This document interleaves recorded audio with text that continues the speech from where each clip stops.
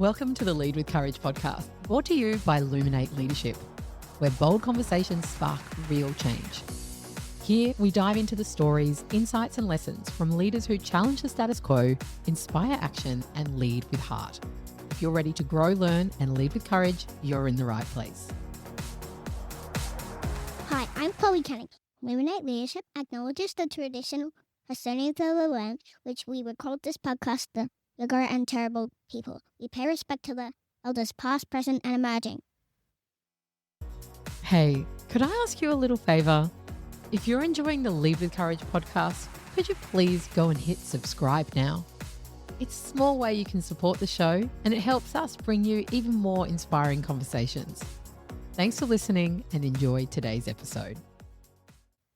In today's episode, I am joined by the brilliant Sally Prosser, a voice and public speaking coach, author, former journalist, and an unapologetic advocate for speaking up and owning your sound.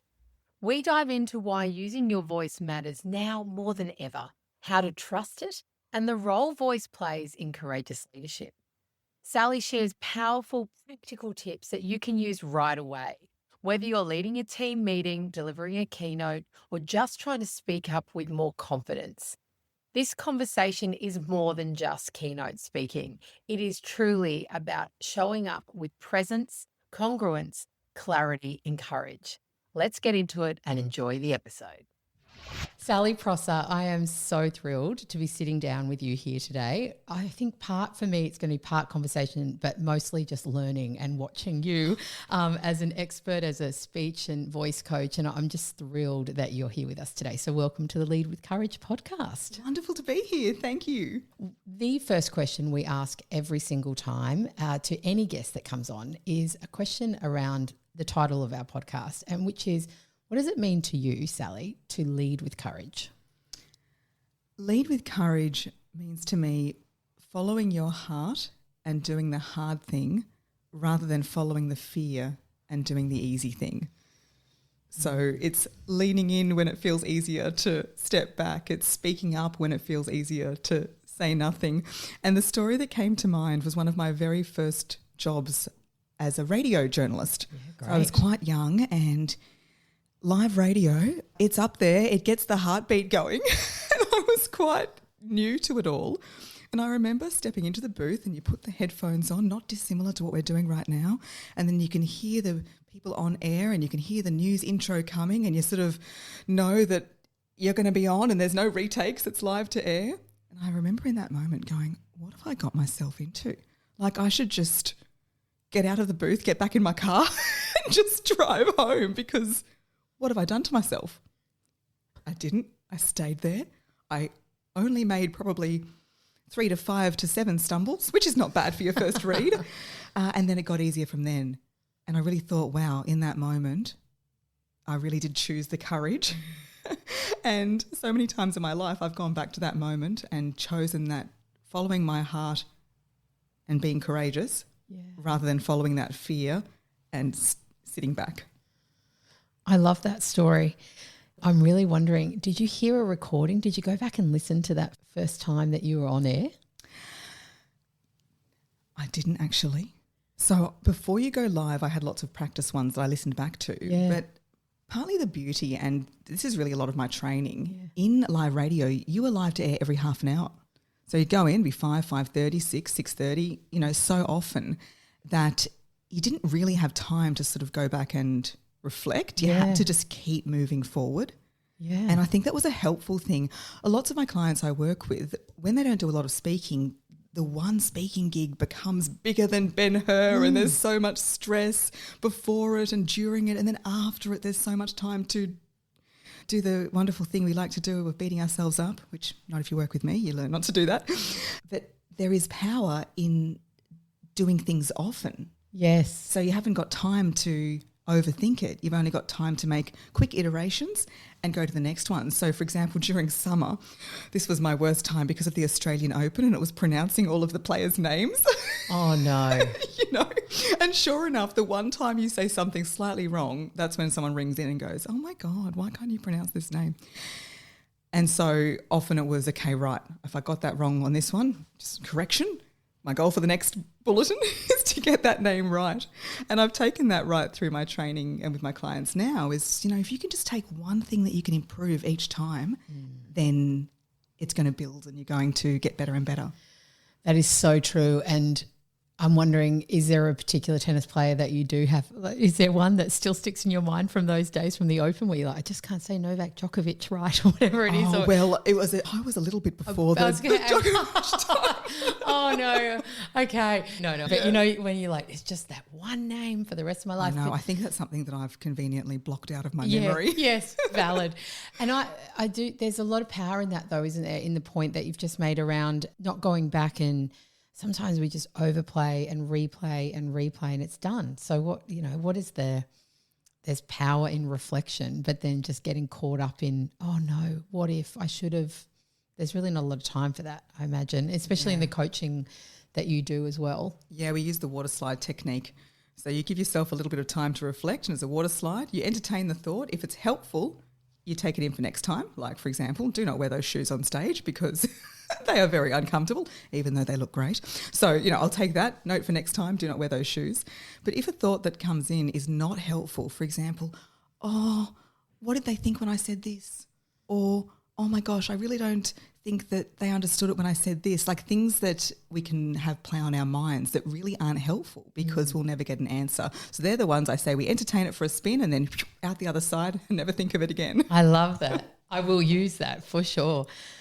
When I've been thinking about our conversation today and when we think about Lead with Courage, one thing, not just the voice coach and from your perspective of what you do in your day-to-day and how you're helping others use their voice with that courage, and also the media training, and now, by the way, a new author, your book's coming out later this year, so we'll get into the talking about the book, no doubt. With all that, I think what underpins it to me is people having the actual courage to hear their own voice internally, have the courage to use it externally, and maybe what happens in between as well, like the internal dialogue that gets in the way of people using their own voice and sharing their own story. So in today's conversation, I'd really love to understand, what have you learned in your own career and also with the people that you coach around what stops people sometimes from using their voice and what some common themes and patterns that you see. I was doing the research and I've got here around, you say that our voice is the sound of our soul. And I just think that is so beautiful.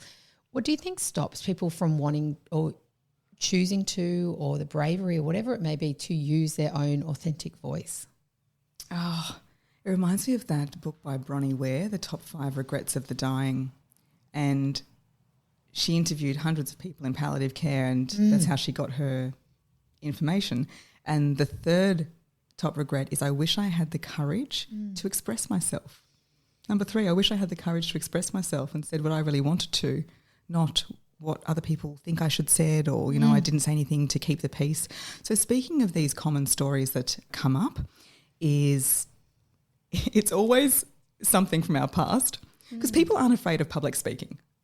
What are they afraid of? Some people are, but most people aren't afraid of the speaking. It's what the speaking brings up, and it's often a fear of rejection or a fear of abandonment or a fear of, humiliation, which is like linked to rejection. I'm going to be humiliated and no one's going to want to be around me. The common ones that come up is growing up, there was a sibling who spoke for them, an older sibling who always spoke. Now, what's so interesting about that one is the older sibling would see it as a protection thing, going, oh, yes, I always stand up for Sally because, I want to protect her and go in and advocate for her. But what that teaches the younger one is that maybe their voice isn't as important. Maybe they don't know what to say. Maybe they're not trusted to be able to stand on their own voice. So that one comes up a lot. I'm having a little bit of guilt as an older sister right now who does speak a lot. Oh, okay. Yeah, that's really interesting. So that's a common one. The other one is around being reprimanded for speaking up. Okay. So a recent one I worked through with one of my clients, he's a very successful businessman and received feedback, which is quite common as well, is that the way you speak doesn't match the credentials you have on paper. Yeah, wow. And so he said, I need to be doing international meetings and I can't have this, what's going on? And we did some exploration work and it went right back to his father. So his father was quite a heavy-handed parent, and a memory that came up was that he asked him for a glass of water. And he'd said, "Oh, God, can't you get it yourself?" Or just something like that, which I'm sure a lot of parents have found themselves saying at some point, you know, because you've got to always remember that the way that memories and trauma gets locked in our body is in the memory of that particular being, not like everybody remembers and sees things differently. And so he'd learned from that young age, I better not ask for anything. I better not speak up. I better not say anything. There is safety in silence. So that's a really strong one. There is safety in silence. If I just pipe down, stay out of my parents' hair. Questions for teachers as well. That time I put my hand up and I gave the wrong answer and I got made fun of. Like, oh, that's wrong. Or how could you think that? That's a stupid thing to ask. Yeah. Little things like that locks in this feeling of, oh, well, no, I better not say anything at all because I get things wrong. Not safe. Not safe, yeah, safety and silence. It's also strong family stories that come through. So talk about a lot of the silence we have is inherited. If you're in a family where we don't talk about that, what happens in this house stays in this house. Don't bring shame on the family. Let's keep the peace. That kind of rhetoric is teaching that there is loyalty in silence and that if you speak up, you'll do more damage when really the truth is things need to be spoken in order to have a chance to heal. So, yes, it's really, really interesting, but it's very rarely just this fear of, I don't want to do this presentation in front of these people. There's always something deeper there, which is why, of course, I know I'm a little bit biased here, but I believe the best personal development work you can do is voice coaching. Yeah. Because you can, and I've done breath work and I've done lots of other modalities as well, and there's definitely value. But until you learn what is energetically blocking your voice and what stories you have around your speaking, you'll never feel fully expressed.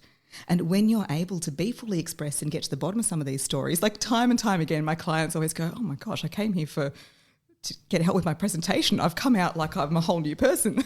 Yes. And that's the value of it, because when you unlock it in one area of your life, the benefits are felt across your relationships, across your health, across every other aspect. Yeah, because everything's in alignment, and understanding actually, the embodiment of that trauma or the embodiment of those experiences or what's blocking us, what's holding us back. So often I feel like we walk around as human beings with our mind disconnected from our bodies, and it's around, well, how do we get that integration of understanding it's all here? Yeah, and Cherie, I love that you said that, because what I hear commonly is the voice disconnected from the body. So we often see speaking as something that's intellectual, and that's partly because of our society putting lots of value on being logical and being rational. And even the phone is up near your head and the Zoom screen is cut off here. So what that means is we often put the voice up into our head and we speak very nicely because we want to sound polished and we want to sound professional, but it's completely disconnected from the power of our voice, which is down in your solar plexus. You know, our voice runs from the soles of our feet to the crown of our head. It's this energetic channel that runs through us. And a lot of the work I do is reconnecting the voice in the head with the voice in the body, which is where you really find your true frequency. We talk about it being the organ of the soul. Once you find your true frequency, because we all have a different one. Yes. I say no one's here by accident. You know, we're all like a piano key in the beautiful music of the world. And if we're not in alignment, then we're out of tune and we're adding to dissonance. So the best thing you can do for world harmony is to be in tune with your voice. Wow, I don't even know where to go from there. I'm just literally sitting here thinking that about the harmony, the instrument. It's so true. It really resonates with me. You started when you're talking about being live radio and in media. I've got a huge assumption here, and you can tell me whether I've got it right or wrong. I'm imagining back then they're not talking about the solar plexus and the power alignment in your body and your mind. Is probably very technical in the training and developing back in the early days of your career. Oh, Cherie, you think too highly of the industry. There is no voice training. Like, I do voice training for young journalists, but it isn't part of your training. You might get one little lecture somewhere at university, but it's not. You get thrown into the deep end.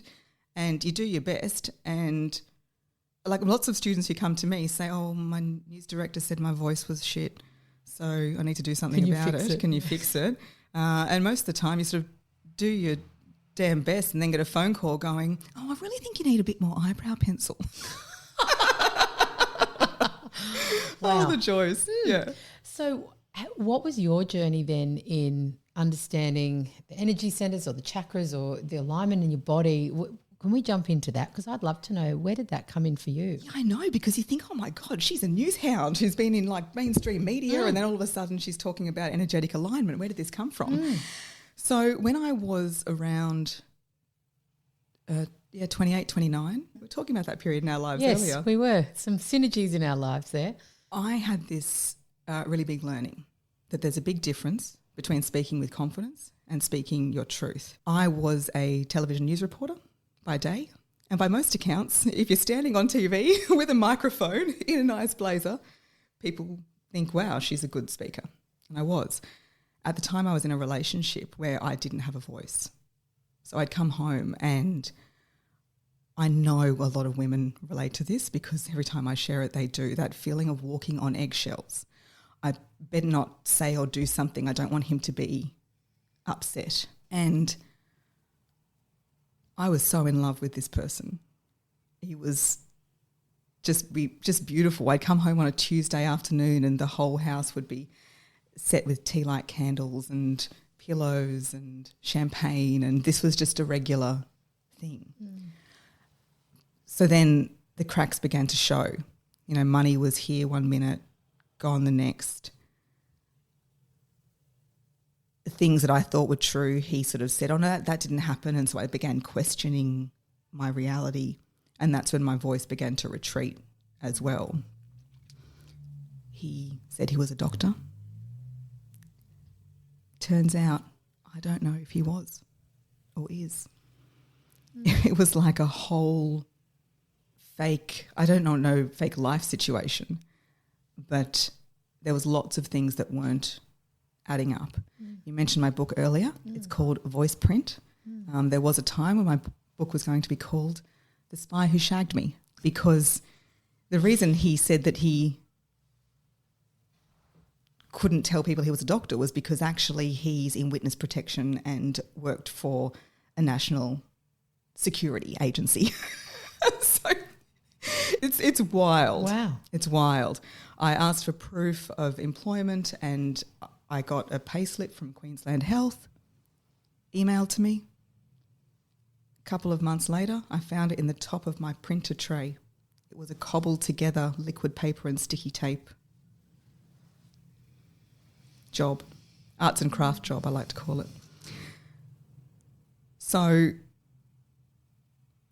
through this, my voice began to retreat because I didn't want to tell my friends and family about what was going on.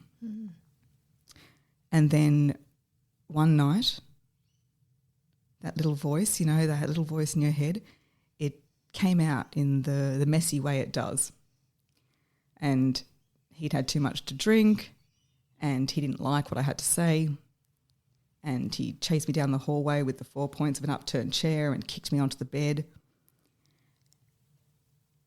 And I remember in that moment not being able to make sound. I'm like, I am this public speaking news reporter theatre kid. Where the hell has my voice gone? I was just completely paralysed. And then the next morning he was gone, but I was still there. And I felt something stir in my body amid all the cocktail of crappy emotions, guilt and fear and, oh my gosh, how did an educated woman get herself into this shit? You know, all those feelings of guilt. And then this sound came out of my body. It was like a guttural wail. And in that moment, I knew what I had to do. I knew I had to make it my mission to help other people find the fire in their belly and use their voice. And I knew in that moment that it was so much more than standing nicely and shoulders back and project your voice and articulate your words. It was almost like I was like, yeah, that stuff matters. And if you want to learn about it, I've got all the tips. But it's just a surface level fix, because what is the point of speaking so lovely and perfectly if you're not in tune with your soul voice, if you're disconnected from really what you want to say and that feeling of being able to have expression? So as things do, it took a couple of years, but that was the moment that really set me on this path to seeing so much more with voice, and then now working with people, yes, technically, but also energetically, spiritually, emotionally, all the lees, because that's what speaking in true alignment is. And with my clients, do I want them to leave and say, oh, Sal, I nailed the presentation, 5 out of 5 at the conference? I want that. But what I want more is people to say to me, I feel something has shifted. And I don't know what I was worried about. This is after a bit of work that we do, you know, but I feel so much freer in my voice. I just feel like I can really, truly say what I want to say. And that's the feedback that I fortunately do get, and that's a result of the experience I went through and the work I now do. Sally, thank you. Thank you for sharing that. I don't know how often you do share that story. I haven't heard it, and so thank you. It's a huge story. There's a chapter in the book about it, so I figure I might as well start sharing it. Well, it's out in print, pre-order. Now I'm learning all about publishing and pre-ordering. So when you listen to this, friends, please pre-order your voice print book. Please. We'll put some links. Yeah, well, thank you. Thank you. I really appreciate that. Yeah, it's a huge – that's huge. Thank you. Thanks. Oh, it's at the time it was awful, because the part that I didn't share was my family was on the warpath to say this guy is not it, and so I did what any love blind woman would do, which is tell my family I broke up, but then continue to date him in secret. Oh, wow. How long did that last for? 6 months, right? So there was all sorts of things where it was not in alignment, you know, and I was trying to convince myself, and we've all done this, trying to convince ourselves of a story when deep down it's like, who are you trying to prove it to? Who are you trying to justify it to? Yes. And often it's ourselves, because it's that higher self or that really deep voice that's like, come on, this is not it. Yes. But then now being on the other side, I look back and I say, well, this is exactly what I needed to be able to be where I am now, which is in a beautiful relationship, running a really beautiful business, doing work that I am meant to do. Indeed. And the impact, I feel like I'm considering one speaker that I know has been working with you recently, which is Ash Conwell, and she's been on our podcast, and she's at our Ignite conference this year as one of our speakers, and has been a dear friend of mine for many years. And just Ash alone, let alone other clients that you've worked with, I know the impact that working with you has had for her personally, professionally, and now the impact that her story and her taking the stage is having on so many people in their lives, like that ripple effect. And not even ripple suggests it's too small, like that gushing waterfall impact, is phenomenal. Ash is so beautiful. And I saw her the other day, and she said, you were talking about business things, and she's like, Sal, you don't write speeches. She goes, yeah, you wrote my speech.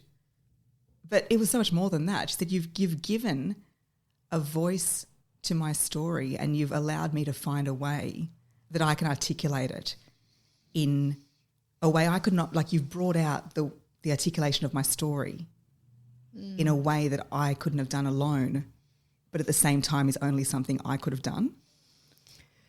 Yeah, and trying to put really that into a marketing message. Yeah. No, really tricky. Maybe on video potentially, but in just in copy alone, yeah, tricky.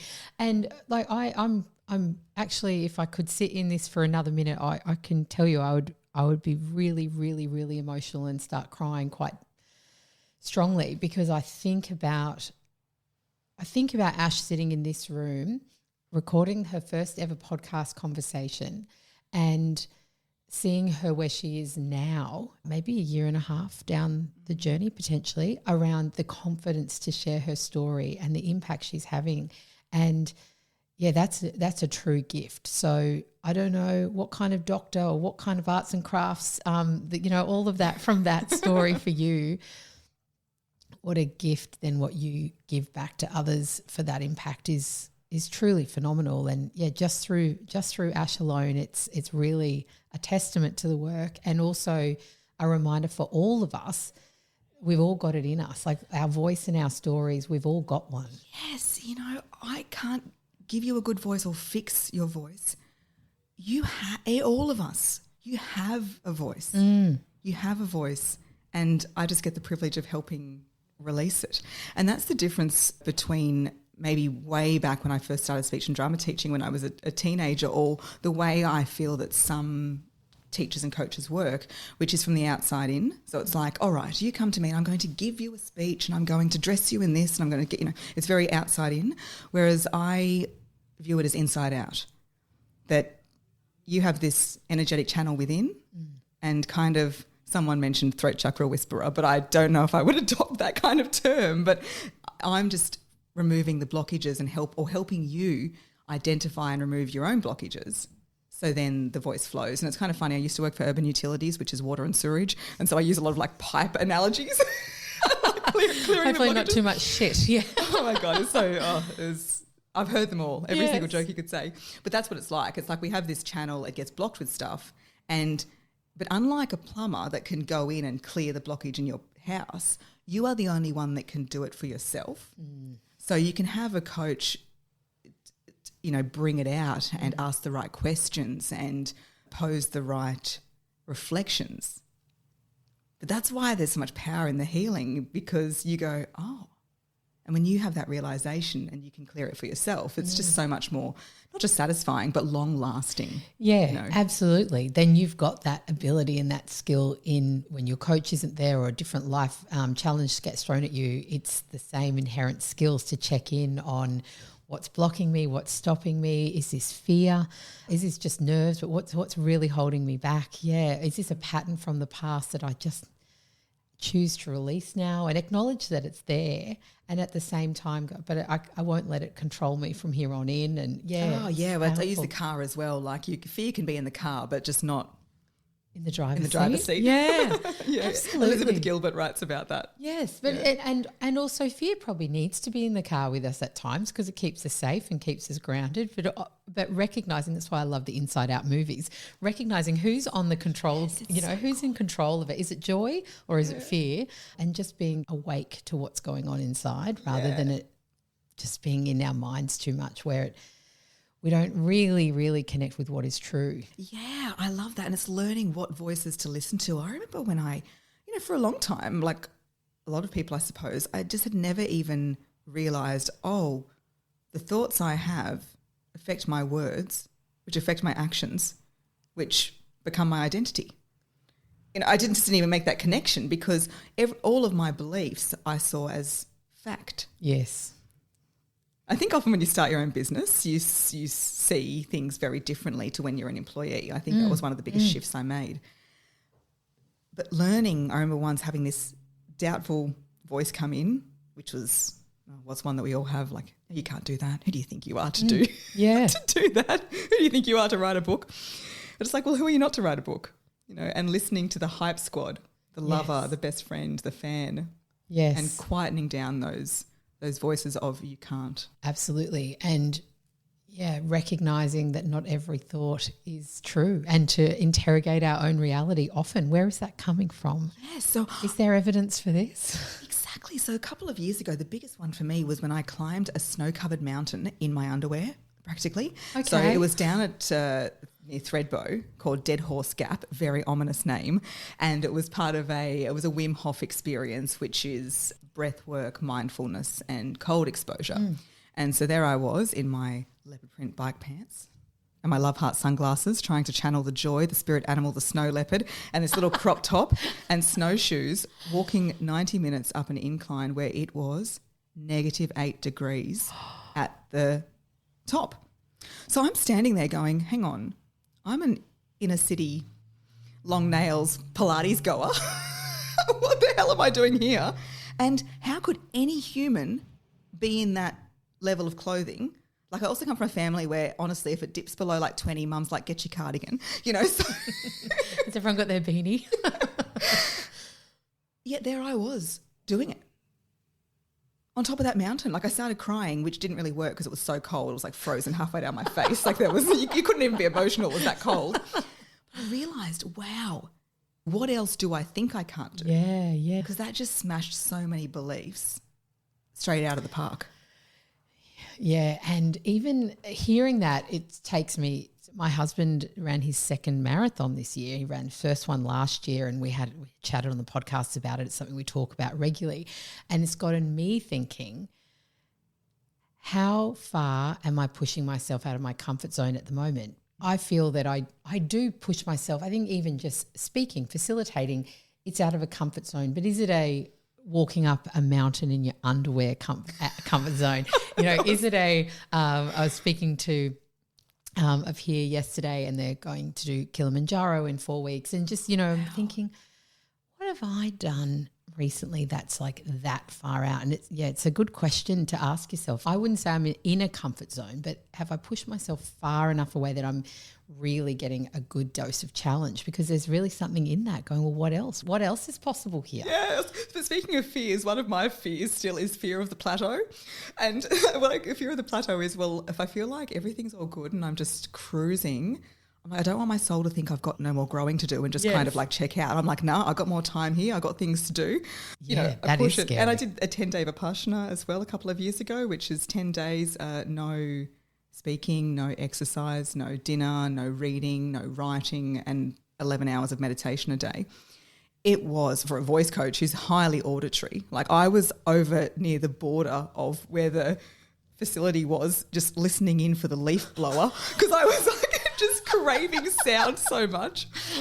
It was really, really challenging, and it was actually the most challenging thing I did. Climbing the mountain was easier than 10 days silence, and that was really telling as well. All these things, you learn things about yourself and go, wow, challenges of the mind and of the heart can push you further than even challenges of the body. Yeah, and next year I'm walking the Camino de Santiago, which is 800 kilometres across the top of Spain. Yeah, beautiful. And, I my hips start clicking a bit walking from, if you're in Brisbane, from like Tenerife to the powerhouse, which is like 3 kilometres. So part of me is like, oh gosh, I'm going to have to train, but I want to do this. I want to have something that is pushing me. Because especially with my clients, one thing that they'll say to me is, but Sal, public speaking's so easy for you. Like it's to the point where if there's a microphone around, watch out because I'm going to grab it. I have to resist myself from from speaking. Just only take the microphone if you've been invited, Cherie. Just, sit back. Right? Yeah. And, partly the reason that I am so familiar with a microphone is because everything that could have possibly gone wrong has gone wrong. I've lost middle buttons taking out someone's eye in the front row. I've had tech go down. I've had shoes slip over. I've tripped getting up the stage. Like you name it, it's happened to me. And I find a lot of people are afraid of the what ifs. But what if this? What if that? What if this? And I'm like, actually, all of those scenarios has happened. And I always flip it. Flip the what if to the if I. What if I have a panic attack? If you have a panic attack, then somebody will probably need to call for medical help because that's a serious thing. So you say, well, what if my heart rate gets so high that I can't breathe? If that happens, I'll just stop and have a drink. Yes. And feel calm. Somebody once said, I said, what if you forget your words? I said, well, if I forget my words, I'm going to walk off the stage and exit the building. I said, well, there probably is some other things that you could do there. But even just the idea of being proactive. Yeah. And you're actually in control. Puts you in that position of power, and you can relax because it's the what is going to happen. I love that. And sometimes I hear people say things like, well, what's the worst case scenario? I used to be in PR, which we're wired for worst case scenario, which was funny because Mum would always say, honey, it's PR, not ER. Well. And we're wired for worst case scenario. And I actually love playing worst case scenario with my clients because I say, what is the worst case scenario? So what, is everybody going to start throwing tomatoes at you and they're going to boo you off the stage and your dress is going to split open and you're going to wet yourself? And we really go deep into it. And the reason that is helpful is because people start to see, actually the things I'm worried about are a little bit ridiculous. Yeah, and perspective. Perspective. Is that actually going to occur? And then if I do have the panic attack, what would I do? I actually felt that was a strategy for me in COVID.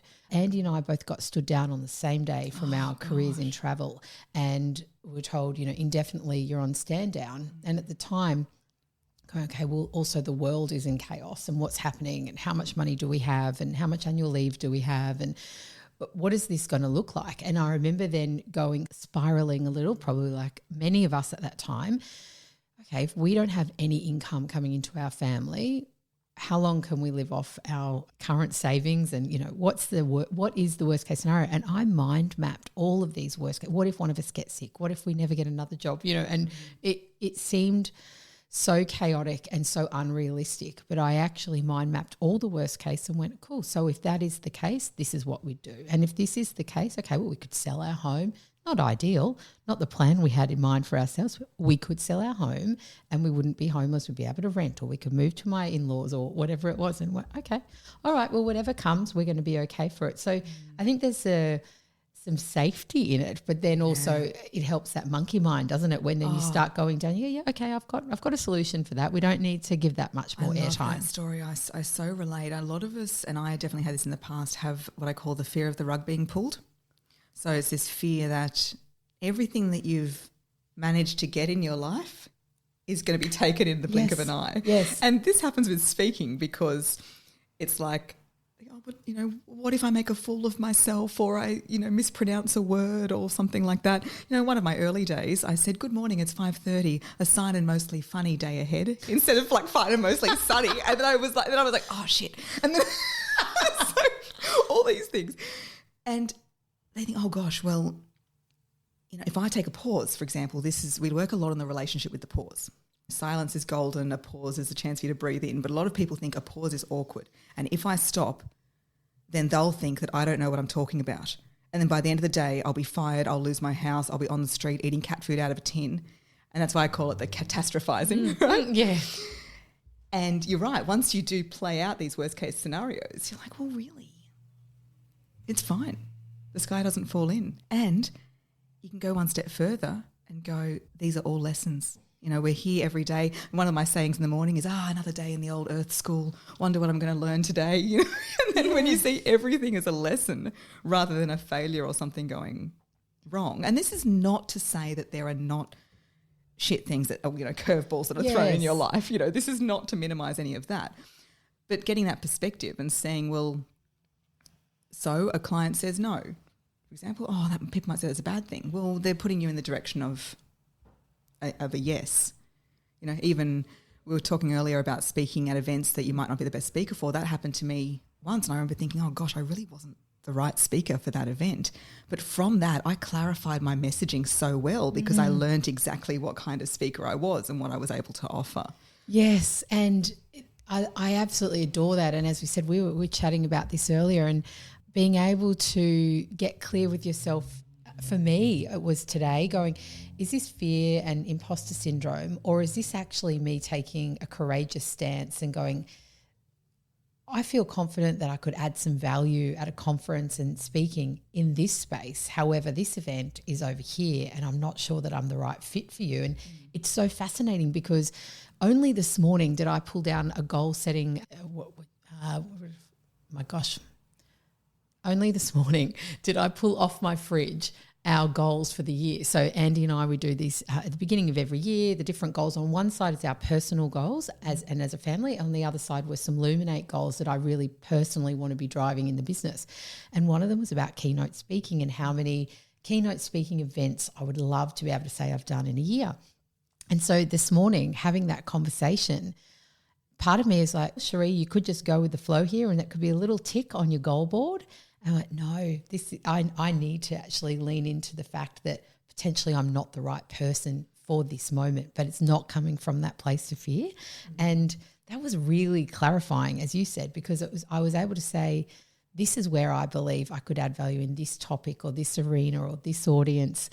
These are the messages that I'd like to be communicating, or known to be that I am communicating.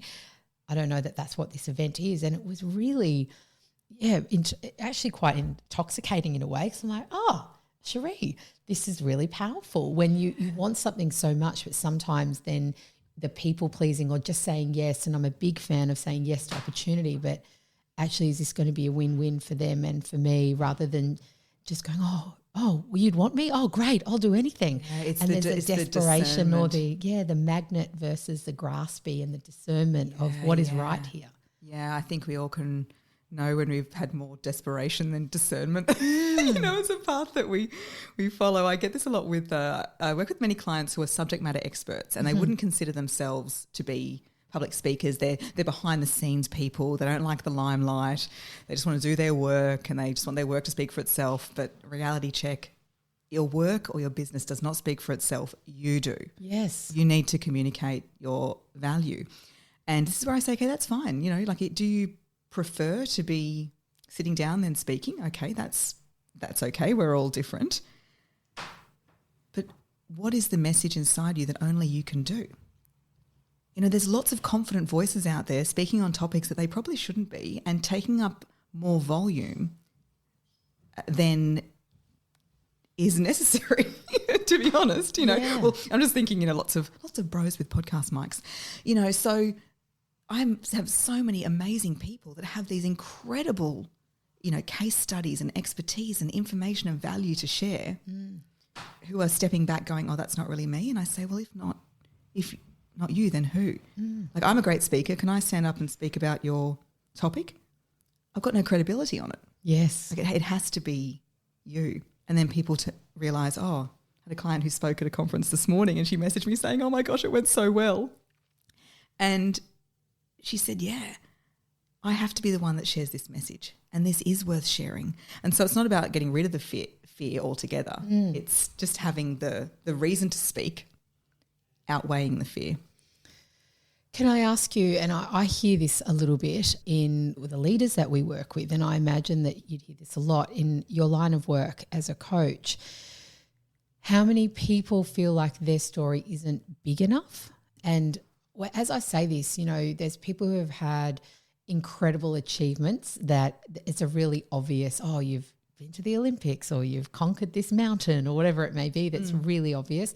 People who have overcome huge adversity or traumas in their life and then turn that into something in service of others, and all of those that I'd say are typically obvious to be sharing those stories. But I feel there's a category of people where you go, I don't know that my story's big enough, but then other people go, hang on, you've still got something to share and of value. You don't have to be an Olympian or a world best at something. So how often does that, how often do you hear that? All the time. And I say, story not big enough for what? Not big enough for who?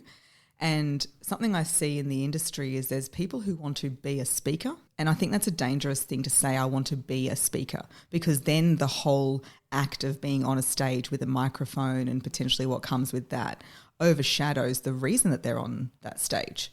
This is why, like, when people are just starting their business and they want to be a speaker, it's like you need something to speak about. So my question is, what message do you want to share?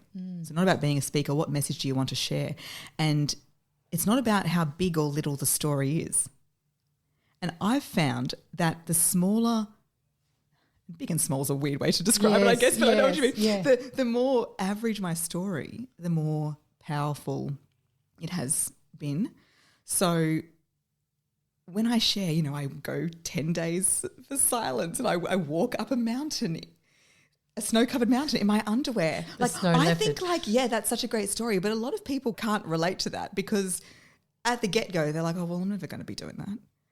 And I have another story that, funnily enough, I didn't put it in the book, but when I started at Urban Utilities, which was a PR job, the day I started was actually the day after we'd scattered my dad's ashes.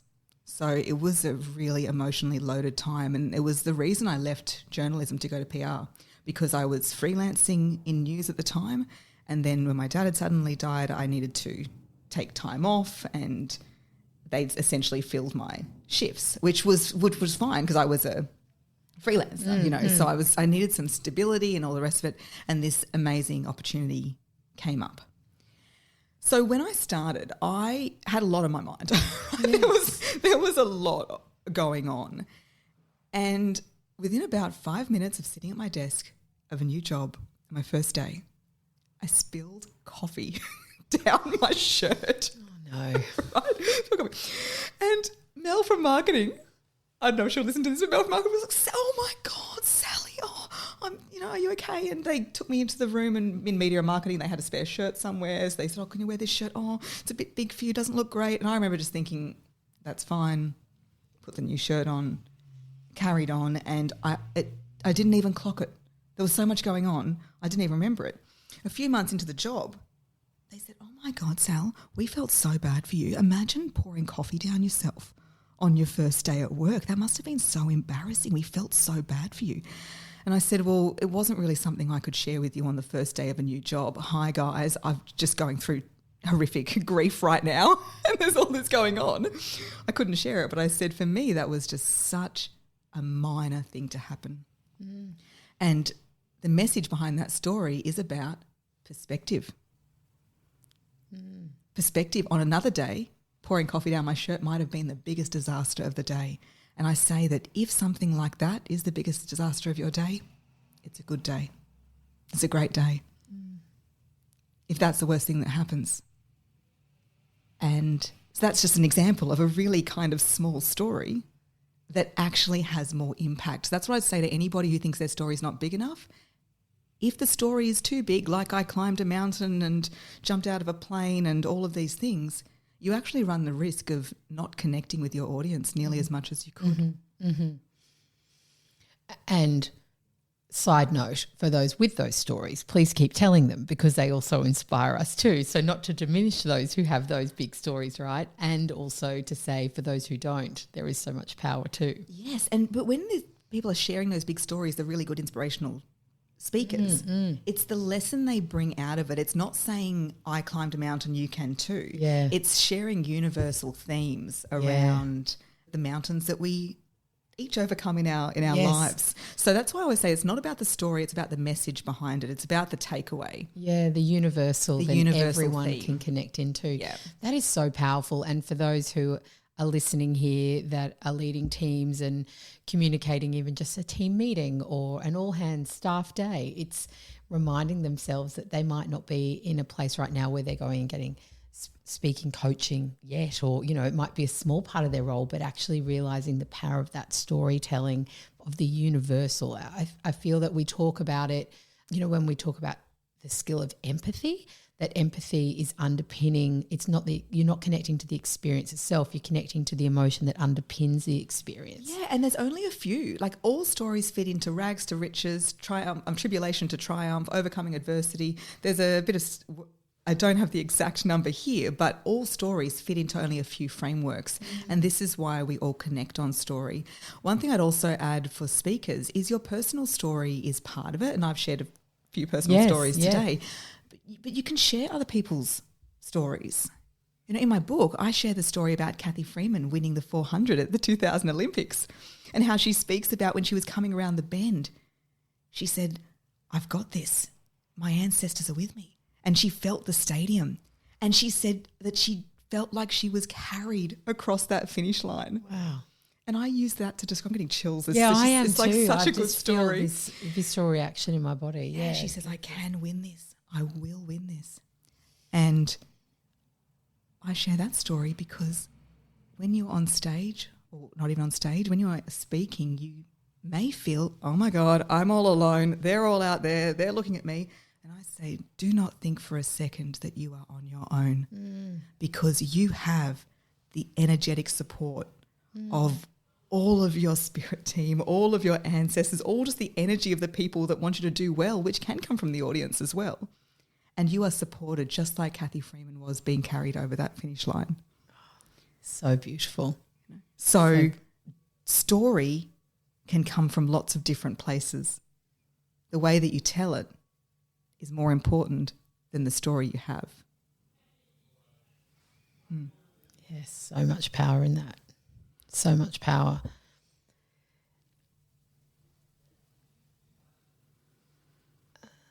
Let me just...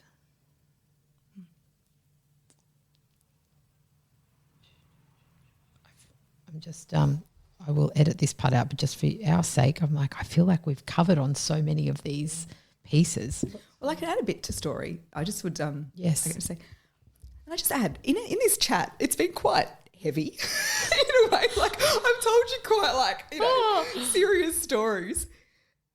But with speaking, everybody wants to be entertained. Yes. Okay. And somebody once said, there are two kinds of speakers, those who are funny and those who never get paid.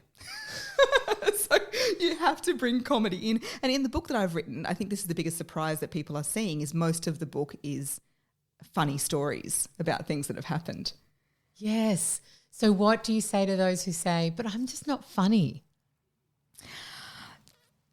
Everybody needs to find their own brand of humour. So I feel like I'm like queen of the pun. Like I do like a nice pun type joke. Yeah. So it's just finding what style of humour suits you. Because unless you see yourself as completely humourless, and I don't think there's anybody like that. Like everybody Yeah, you're right. has a certain flavour of humour. Yes. And you just find out what that is and then practice the timing on it. Mm. So I haven't done a course myself, but it's on my list to do stand-up comedy because you learn about the power of timing. And lots of comedy is situational. Think about your life. Like it's one of the stories I share in the book is when I was at Blackbird, which is in Brisbane, which is where the launch is actually. And I swanned up to the bar. I was single at the time. There was the guy that looked vaguely in my age bracket. So I thought, oh, well, might as well strike up a conversation. What brings you here? And he said, my mate's been cremated. Right, back to the dark stories, And I said, oh, my gosh, I'm so sorry. Are you okay? He's, oh, yeah, we were all expecting it. He's here with us. And I said, oh, yeah. I thought, yes, spiritual king gets a tick. He is here with us. I really believe he's here with us. Anyway, he gave me this, who is this crazy lady look, and was like, oh, look, I've got to get these drinks back to him. He's just over there. And then it all started to dawn. His mate hadn't been cremated. His mate had been promoted. And so I was like, the line in the book is I'm like, so I walked away with a champagne and an anecdote, more than what you get from most bar chats. So I was happy with that. And that sets up the chapter about clarity, about the importance of speaking clearly. Oh my goodness. You just like all this empathy. I'm so sorry. It wasn't unexpected. Yeah. He was like, oh no, we were all expecting it, Oh, actually, when you really sit down and think about, we'll all have a lot of those stories. Yeah. And then what's the universal lesson that we can link back to? Absolutely. And start creating a story journal. Everyone has more stories than they think. Just at the end of each day, have a little story journal and just jot down something that matches or, something that happened that day. And if you are moving into the professional space, or actually this is great for leaders as well, is each page has a particular theme that you want to bring across. So, for example, one of my themes might be there's magic outside the comfort zone. Mm-hmm. There's magic outside the comfort zone. So I've got lots of stories that fit into comfort zone. So it could be the mountain, it could be the silent retreat, but it could also be me attempting to get on one of those scooters, which I'm never doing again. Like that was outside my comfort zone. It just terrified me, So any of the stories that match that theme, great. Yeah, I love that. That's and even so on practical. the news, like the news gives you lots of fantastic stories. And if you're in Australia, start watching Australian Story, because that's a really good way to start just learning amazing stories, but also to see how good storytelling is played out. Yeah, that's a beautiful practical example. Thank you. It would really be a missed opportunity if I didn't ask you what your key learnings have been from writing your new book that comes out at the end of the year. We've referenced it throughout the conversation, but I'd really love to know for you, outside of a comfort zone, your first book, what did you learn about yourself and just in general from writing your book? Oh, thank you. Yes, it's called voice print. So the idea is, we have a fingerprint and a handprint, but our voice print is the invisible mark we leave on the world every time we speak. For those of you who might have seen me, I'm like quite prolific on social media. So I love following you. Oh, thanks, Cherie. The problem with that was that I started to become too addicted to the short-term dopamine hit. And I was a journalist as well, which is the daily deadline. So then I was quite good with the daily TikToks, the daily social media, just daily. I also have a podcast, which is also quite fast, a bit longer, but, you know. And I said, I need to do something that's a bit more of a legacy piece, something that will stand the test of time a bit longer and just consolidate my approach as well. Because, you know, as we mentioned, I am the former news reporter, media trainer who's loves speaking about energy and chakras as well. So I was like, I need to sort of explain how all this came about. And I decided to use the word devotion instead of discipline because I'd never sort of seen myself as a disciplined person. I was like, I don't have the discipline to write a book. I changed it to devotion and I'm going to be devoted to this project. And I did that. And that's what I'm most proud of, that I took that time to do it. And what was quite interesting is there were some days where I really shut myself off from social media and all of that to write, and I felt so much better in myself doing that. So I taught myself that I could break out of that dopamine cycle of the short form and create something longer lasting. Yes. How have you gone? Have you finished the writing, or you the editing still? Everything's finalised from your end? Yeah, just a few tiny little final touches, including the testimonials that I've asked for some people to put in, which is really, really nice hearing that. I mean, I don't know if it's nice because some of the feedback is surprised. Like, I did not expect this to be so good. And I was like, oh, I don't know if that's like an expectation issue of the book. But I think it's because it is about voice and speaking, and people think, right, it's a business book and I'm going to learn all the things. Whereas when you read it, it's actually an entertaining story. So the first line is, that's it, just a bit harder.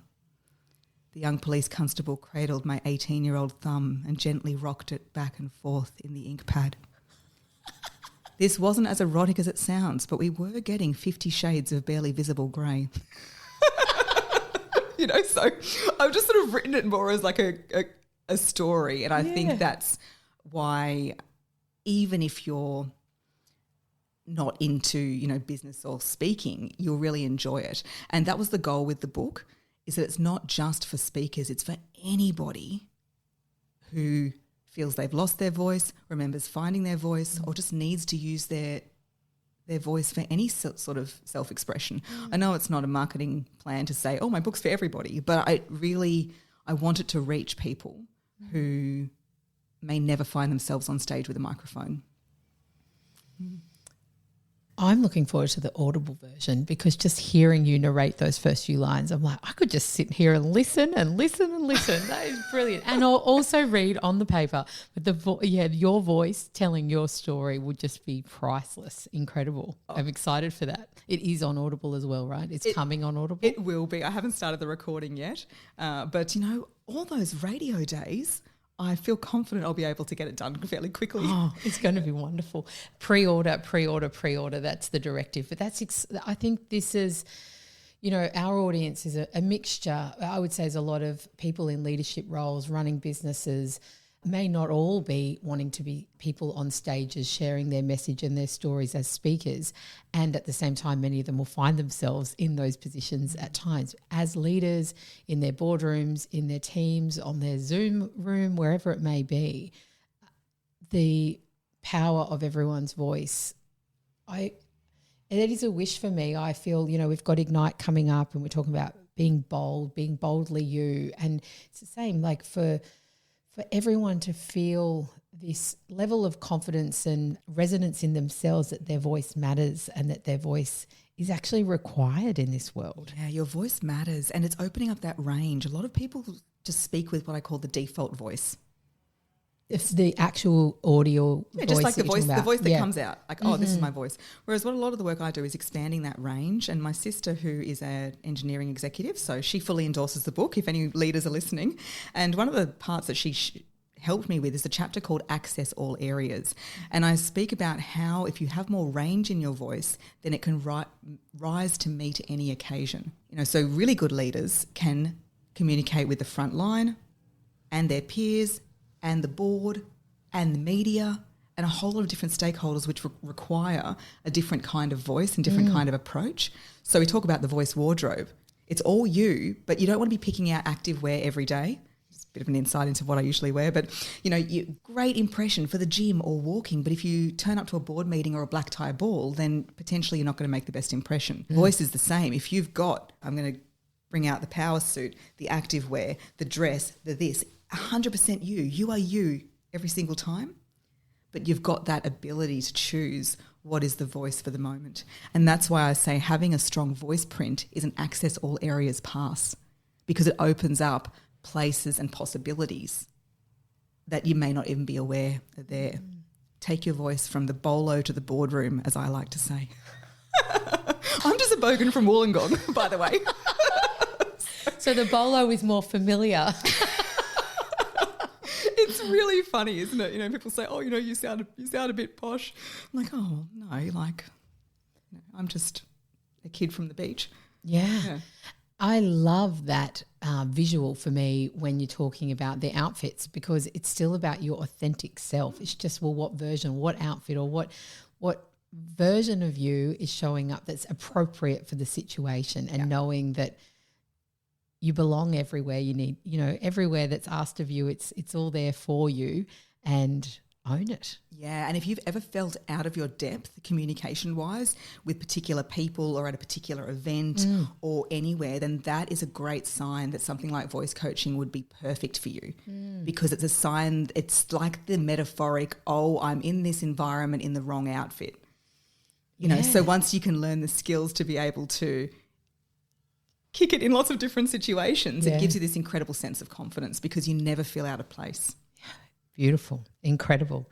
I have one last question. If you had a wish for more people to understand, to use the courage of their voice, what's one brave, small vocal habit that you could help people build in themselves to start turning up more aligned, more courageous in using their voice? What's one little habit? I'm going to cheat and give two. The first habit is to say yes.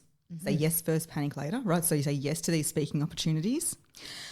The other one, start humming. Start humming. So even in the shower or in the car, just and start to feel the vibration in your lips, in your face, in your heart, in your solar plexus, in your body. That's the best thing to start tuning you into what your frequency is and reminding your body of the power of your voice. And anybody who practices yoga and they do the OMS, the start, that's like a beautiful full body stretch for the voice. So the more we can hum, the more we'll get that voice out of the head and back into the body. So how easy is that for a tip? Everybody can hum. Everybody can hum. Can I ask, I've just asked you your final question, now I'm going to ask another question on the question. If somebody's default is, but I don't sound very good humming, I don't like the sound of what I hear, how do we overcome that and keep the practice alive? Another whole chapter called Operation Voice Cupid. So you've got to start like dating and then you can learn to love, because our voice is like a pet. If we neglect it and we don't like it and we push it away, it might turn around and bite you. Whereas if we learn to build this relationship and start to feel the value of our voice, then it will really have impact. How can it have influence if we don't believe it has influence? It starts with us. A good exercise is, if you don't like your voice that much, tell me somebody whose voice you'd like to have. Meryl Streep, Kate Winslet, David Attenborough. Like give me a name of someone that you could swap with. And I say, right, your wish is my command. Tomorrow you will wake up and you will sound exactly like them. Your voice will be gone, never to be heard again, and you will speak like that person. And almost everybody, everybody, 100% of the time when they really think about it, they go, well, no, I wouldn't sound like me. How could I, my kids, my partner, my pets, my work colleagues, and they start to go, no, my voice does matter. My voice is important. And that's, I call it the flirty sparks. When you get the flirty sparks, then you're on the way to loving your voice and appreciating it for the beautiful instrument and gift it is. Sally, I cannot wait for this book to come out into the world, and I'm so grateful for everything you've just shared in these conversations, I'm so in them. I am absolutely certain I'm going to re-listen to this over and over again, all my little takeaways from what we've just shared or what you've just shared. And thank you. Thank you so much.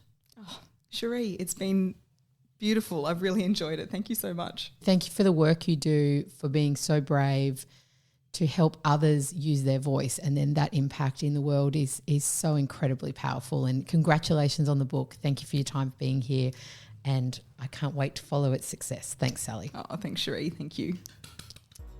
And that's a wrap on this episode of Lead with Courage. Thank you for joining us. At Luminate Leadership, we exist to inspire and grow the leaders of today to create a better tomorrow. We believe that the people are the number one asset in every organisation, and we're here to support you in developing yours. You can see all the work we do on luminateleadership.com.au or across all of our socials. If you found value in today's episode, we'd love for you to follow, rate and share the podcast with others who are also passionate about leadership. And until next time, keep leading with courage.